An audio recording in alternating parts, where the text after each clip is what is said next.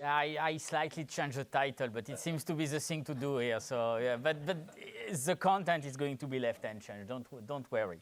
So first of all, I would like to thank the organizer for being here. And since they explained to us on Saturday that it was very good to present failed results, that's basically what I'm going to do today.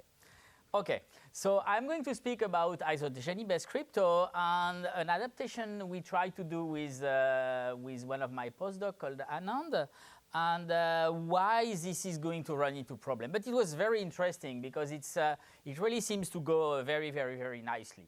So first thing, okay, we had lots of talks about isogeny-based crypto this morning, but maybe some of you were not awake or not here or whatever. So I'm going to make a short recap about that stuff.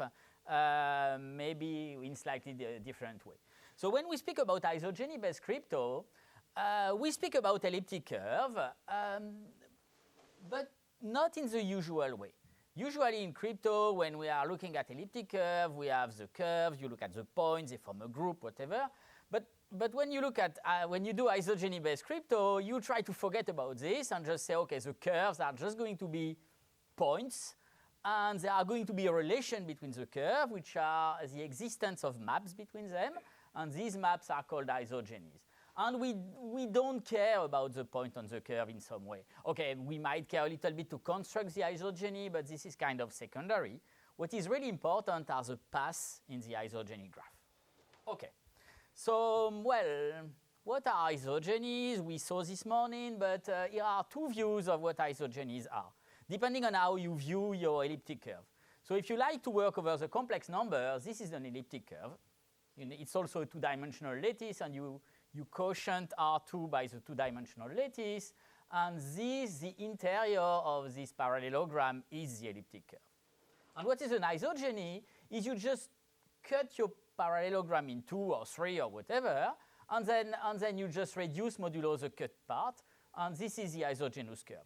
This is much easier to understand than all the rest, but it's basically the same thing. Okay, so this is an isogeny between elliptic curve, and I am cheating a little bit here because what counts is not only the shape of the lattice, so you can choose an arbitrary basis of the lattice as usual, but you can also scale your lattice by an arbitrary constant, and it's considered to be the same curve. Okay, so this is the most simple view of isogenies between curves, and the other view is you have one curve and you have a map that sends points to the other curve, and there is a kernel and everything, and you can compute as we saw this morning. Okay, so this is really having two curves and relating them by a map, and of course, so there is one thing which is extremely nice here, is when you have an isogeny, there is always an arrow backward called the dual isogeny. And when you look at the fully geometric view, it's really easy to see the dual isogeny. What you do after cutting in half like this, you cut in half in the other direction, and now you see that after doing it twice, you have just divided your full lattice by 2, so you can just grow it up because it's up to a multiplicative constant. So you are really going back to the same curve. Okay, so once you have done that, if you do your isogenies, you have this isogeny graph where each star is a curve and each link between the star is an isogeny. So here I just chose isogeny all of the same degree, and forgetting about volcano stuff and whatever, I'm just getting a big cycle where I go from one curve to the others, and that's nice. But the problem is if you try to do any kind of crypto like this, it's going to be really boring. I mean, you start from here, you can jump in one direction or the other, but you are not going to go very far, and it's not very interesting. So if you want to do something more interesting, you want more on your graph. So we start from this graph, and we try to add stuff to it. So to add stuff to it, we do put the isogeny of a different degree. So this gives more connexity in the graph, we can go faster. And then we add even more, and even more if you want, and at some point the graph becomes really strongly connected, and you can jump from any curve to any other following a kind of a short path. Okay, and once you have this, we saw the Isog Key Exchange this morning. So what you do is you start from an initial curve, and then Alice chooses some isogeny starting from the curve and move to a new curve, which is elliptic curve of Alice. and Bob moved to a curve of Bob. And if they do the thing correctly, which might be a little bit complicated for SIDH, but we know how to do it, what Bob does, he takes the curves that Alice gave him and he moves to the common curve, and Alice does the same, and we have this nice commutative diagram, and we end up with the same secret. Okay, so far so good, and okay, so you solved that this morning. So now what I want to do is I want to take this and to replace the curves by something else. And the something else is something called Drinfeld modules, well, of rank 2, but because there are others, but okay, let's say of rank 2. And these are kind of analogs of elliptic curves. So I'm not going to be able to give full definition about all these objects. I'm just going to try to give a feeling about this thing and show that they are really similar to elliptic curves. There are plenty of similarities all over the place. Whatever you know about elliptic curves, you are going to be able to find it about Drinfeld module, basically, except one thing, which is really hard to find on Drinfeld module. It's the notion of points. So it's kind of, you have elliptic curve, but you don't have points. Okay, so it's kind of boring if you want to do classical crypto because, well, we don't have point to operate on. Well, the thing is, for isogeny-based crypto, we don't care. We just said we didn't care about the point. So it's really a very natural candidate to try to transport these isogeny-based crypto things. Okay, so now let's try to describe the setting, what Drinfeld modules are, and how these things work. So, okay, if you have any question, don't hesitate to ask me, because this is the first time I give that talk, so I don't know exactly how to interact with the audience on this, so we will see. Okay, so in the setting, what we start, and which is really the basic, we start from a finite field FQ, where Q, let's say it's prime to simplify things, it doesn't really matter, and we consider the ring of polynomial FQ of X. And now we assume that we have some map gamma that is a ring homomorphism that sends this polynomial into some field. So one easy way to do that is you just take an extension, a finite field extension of FQ, and you just map X to a generator of FQ to the n, and this is a very natural mapping. So we could even forget about gamma, just assume that FQ is embedded into the finite field, but I prefer to keep it around. Okay, so now on this field here, we are going to have a Frobenius map. We can take any element, raise it to the power q. We know it's linear, and we know that it's a nice endomorphism here of the field. And what we are going to do is we are going to consider an object which you are not really used to write down in crypto, but which is kind of useful. It's a ring of skewed polynomials, which are going to be polynomials both in X, or maybe in omega, if we send X to omega, a generator of FQ to the n, and in tau, which is the Frobenius map. And what is really important is that when you write these things down, they are not going to be commutative. So just let's do a simple multiplication of polynomial to show why these things are not commutative. And oops, this is moving around. Okay. So I don't know. Let's take the polynomial tau plus omega, where omega is my generator. Okay? And let's just square this polynomial. Okay? If it was a regular polynomial, what would you get? You would get tau square plus 2 omega tau plus omega square. But here, because of the non, whoops, what happened? My slide vanished. Okay. It's so probably something with my computer. I'm going to look at it after. So now, if I'm squaring this, what is going to happen? What is going to happen is I get tau square for sure, but then I get tau omega plus omega tau plus omega square. And now this is the Frobenius map. Okay, so when I want to put omega from the right to the left, I'm going to replace this by omega to the q times tau. Okay, and this is why my ring is, my polynomials are non-commutative. Okay, so just remember this. Whenever you have a constant that goes through tau, it is raised to the power q. And if it goes through tau many times, it is raised to the power q many times. Of course, if you just take your constant to be in the finite field, it's not going to be problematic. I don't. Oh, okay. My computer was sleeping. So if you have a constant which is in fq, going through tau is not going to be a problem. But if you have a bigger constant, then it's going to something different is going to happen.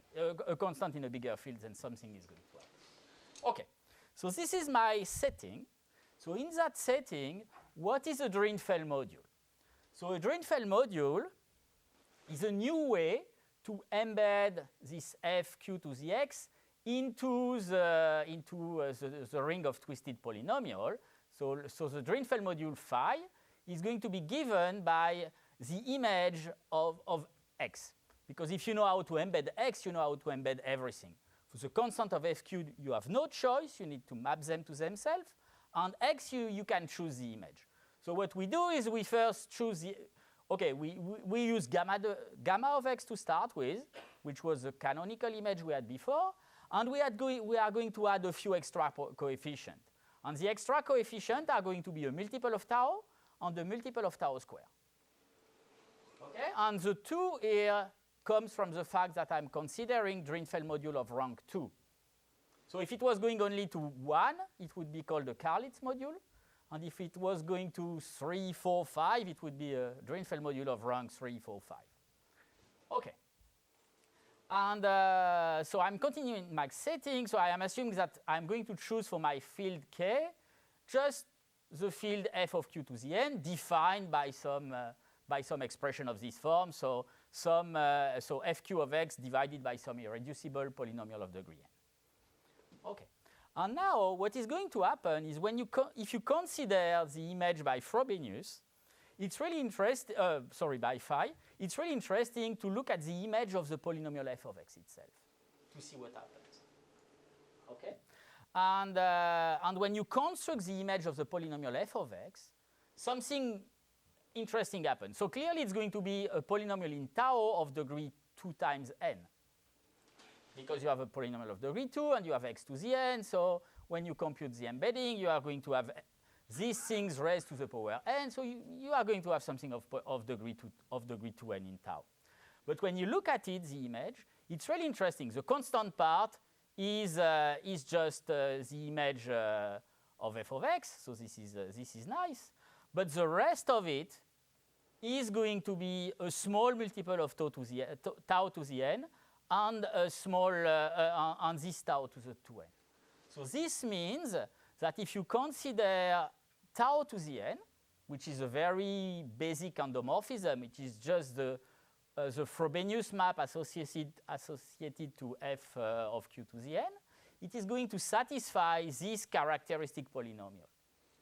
And if you are familiar with elliptic curve, you know that the Frobenius endomorphism satisfies a characteristic polynomial which is of the form x squared, okay, tau to the n squared, fine, plus something which is called the trace, well, minus the trace times x, plus p, where p is the prime modulo which the curve is defined when you look at the curve in fp.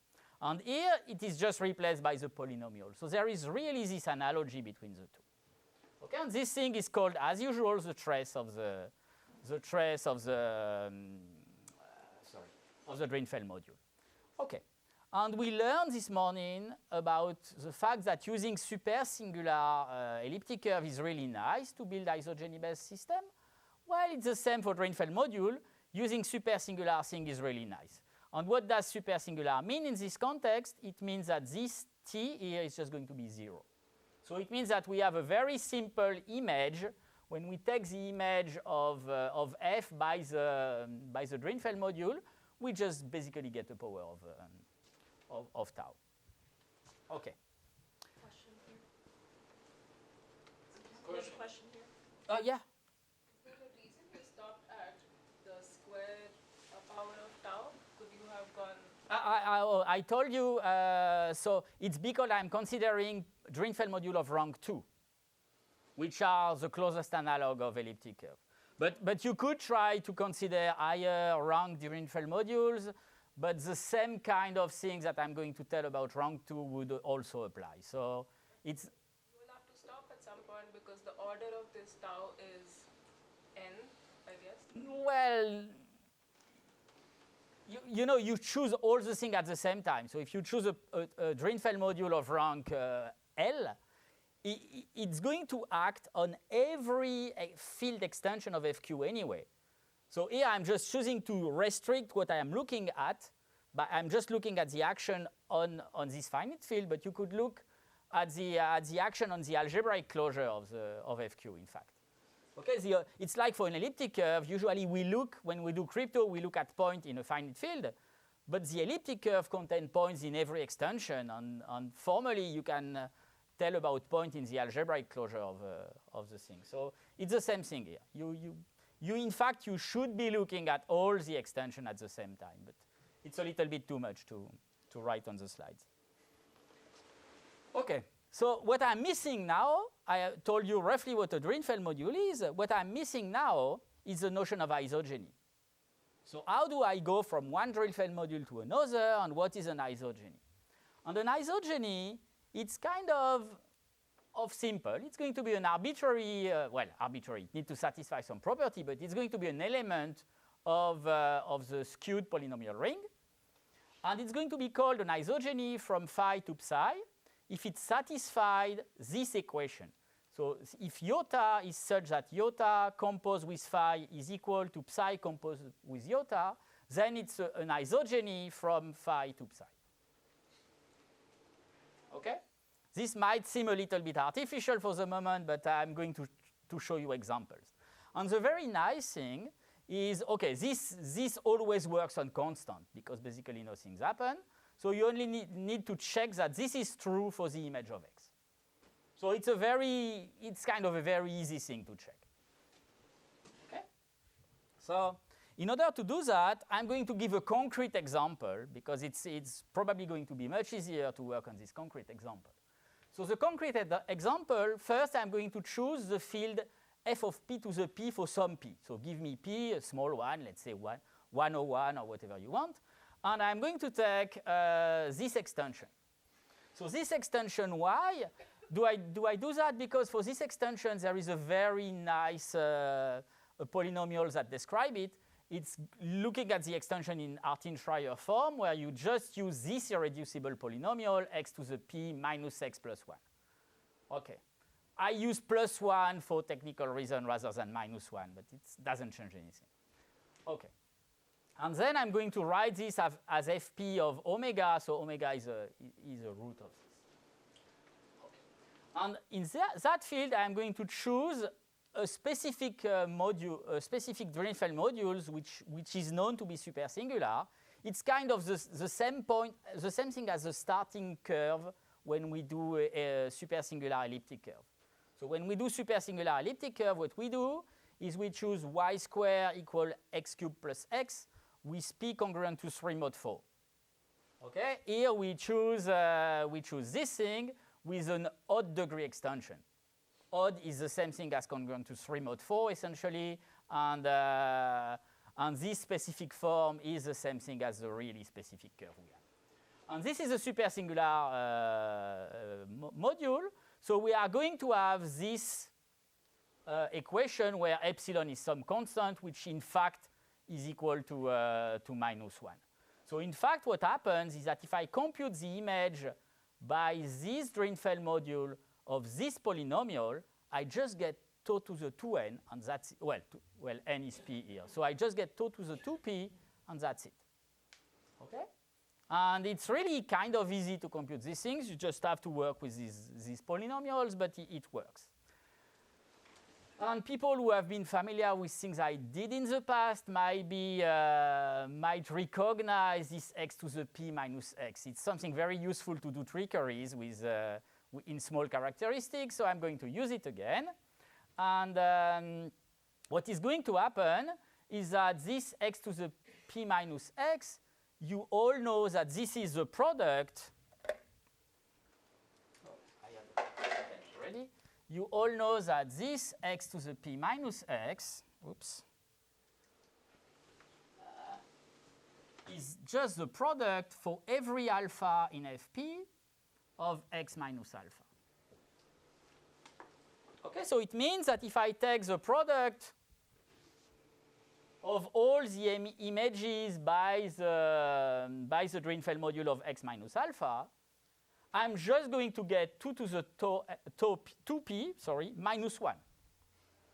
Minus 1 because this thing is just f minus 1. Okay?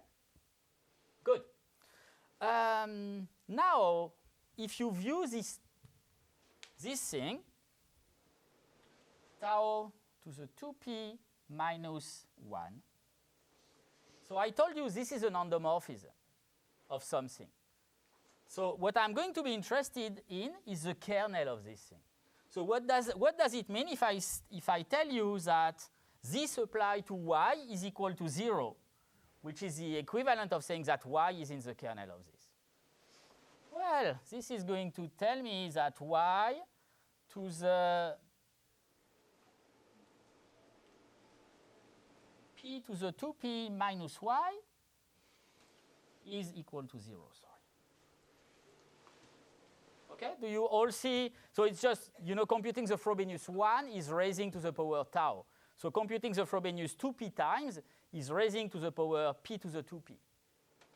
And you know that the roots of this equation are all the elements of the finite field f p to the 2p, which is a quadratic extension of fp to the p. Okay, and remember this morning,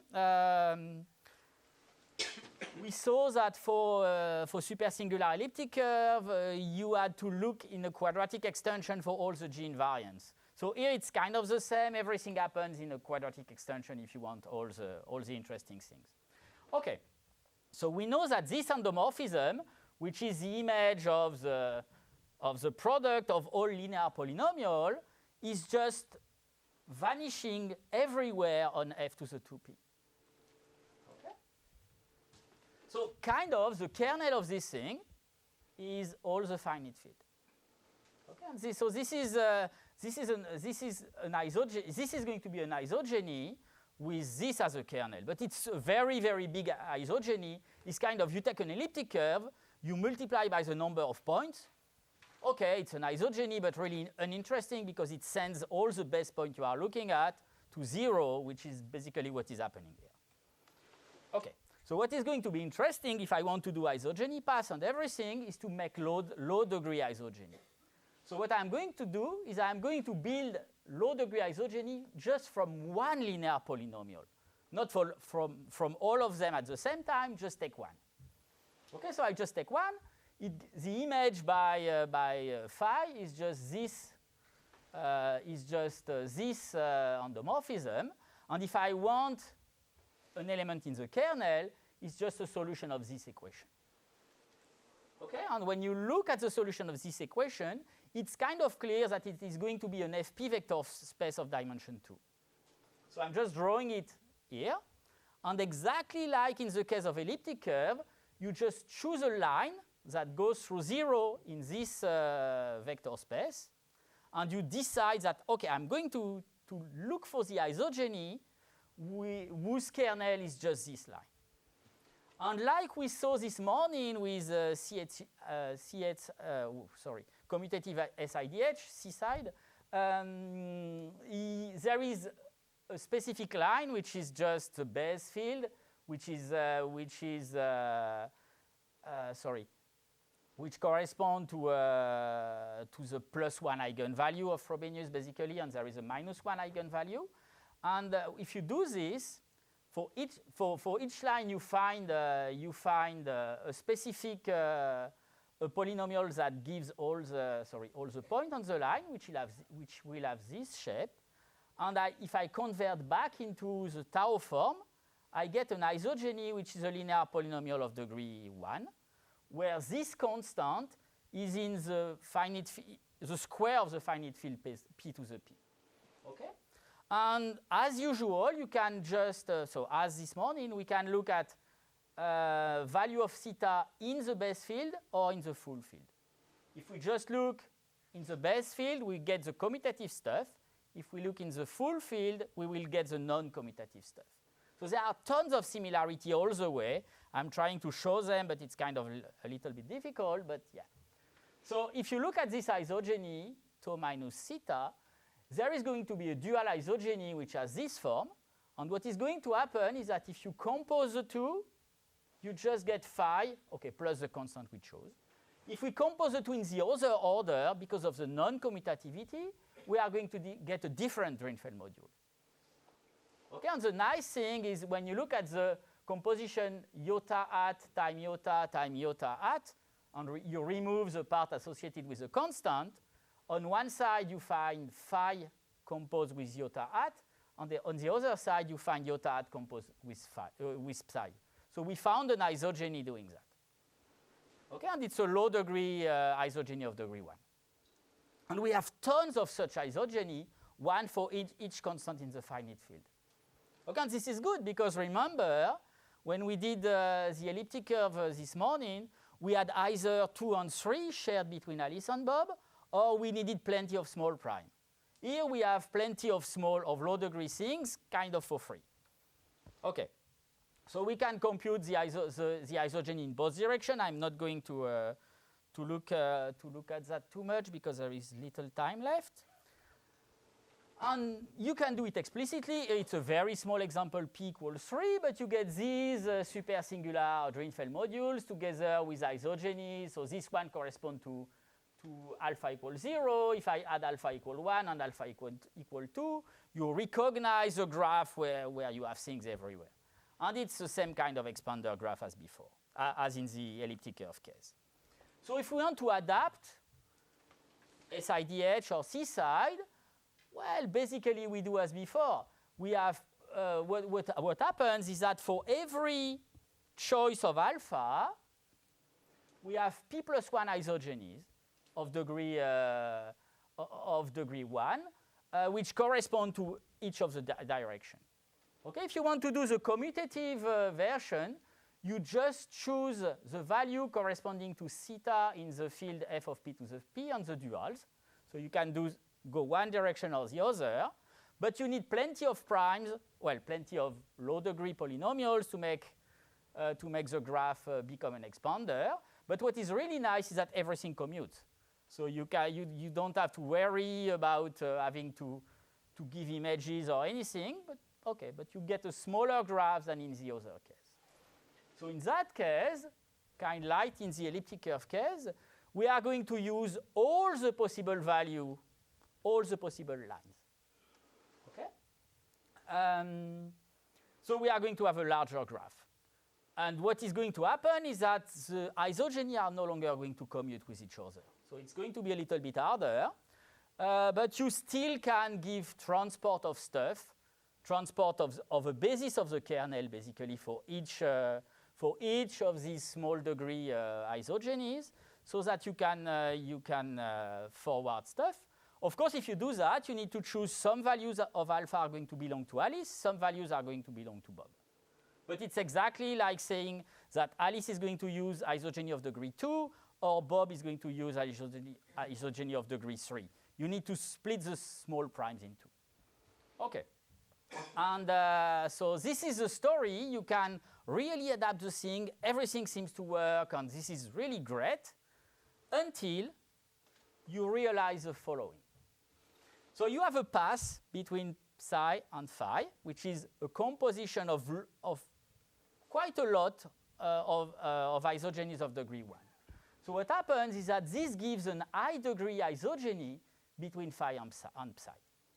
Okay, and now if we want to break the scheme, the only thing we need to do is to find this big degree isogeny. If we can do that, basically we have solved the elementary problem that is behind the thing.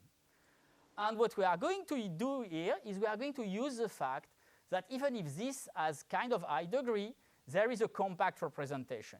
So if you have done these steps, the degree is d, but it's only going to be defined by d constant from the finite field.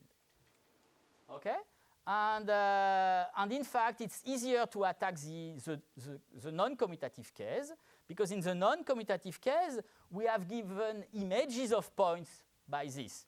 So if you just look at the images of point by this, you know that this iota evaluated at the fixed point is giving the given points that you have at the end. And each such assertion is a linear equation on the coefficient. And you have enough equations just to have a linear system that you can solve. So if you want to do SIDH with Drinfeld module, it's immediately broken by linear algebra. Okay, bad news. And what happens if you want to do the commutative case? It turns out that this gives an equation, a kind of a polynomial system of equation, which is much harder to solve than doing linear algebra, but there are still recursive ways to solve it efficiently. So even the commutative case is also broken here, which is a pity because the adaptation was really going nicely and everything was perfectly in line with what we wanted, but it turns out that it doesn't work. Okay.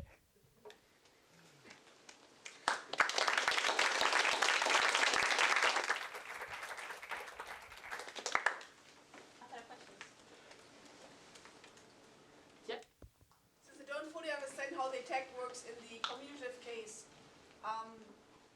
Just thinking out loud, so the SIDH system, before that there was this hash function based on isogenies, where you don't actually need to have points to pass on, you just need to have like a path on this which looks sufficiently convoluted. Would that still be secure in your case, or is this more? No, you can find paths. Okay. You give me 2 points in the graph, I can find a path between the two. Efficiently smaller. Well, as long as the length of of course, if the length of the path is several thousand kilometers, then I will not be able to find it, but yeah. Yeah. So do these, I'm a bit naive here, but do these things mean anything? Like, why did people study Drinfeld modules in the first place? It seems like a pretty random thing, right? So do you know where this appeared first in number theory, why this is interesting? Oh, well, I think it first started with the study of Karlitz's module. But basically what people say in number theory, well, this is kind of difficult, but they say that these Drinfeld modules are kind of function field analog of elliptic curves. And they are really, even this, so it's much harder, but even this picture exist with Drinfeld modules. You have lattices, but instead of being in the complex, they are in a much more complicated things, which is you need to take the p-adic, and then you need to take the algebraic closure, and then you need to take the completion, and then it's fine. But you have something, and the problem here is that you can have lattices of dimension more than 2, and they are still relevant, which is why you have Drinfeld module of rank 3, 4, 5, etc. So it's a very rich picture, but kind of too rich maybe for crypto purpose because you have too many tools, and I don't know. So just a naive question that's sort of off on the side. If someone asked me for an elliptic curve analog for function fields, I might have suggested an elliptic curve over a function field. That somehow must be simplistic. Is there a connection to Drinfeld modules or something wrong with just taking a cubic equation in Weierstrass form over a function field? So that you can also do, but for some, okay, I don't know exactly why.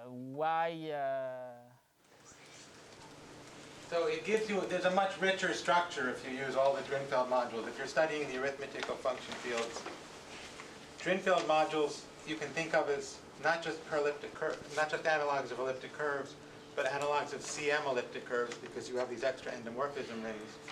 But in fact, you can by taking higher and higher rank Drinfeld modules, you get many more sort of rings acting on them of this form.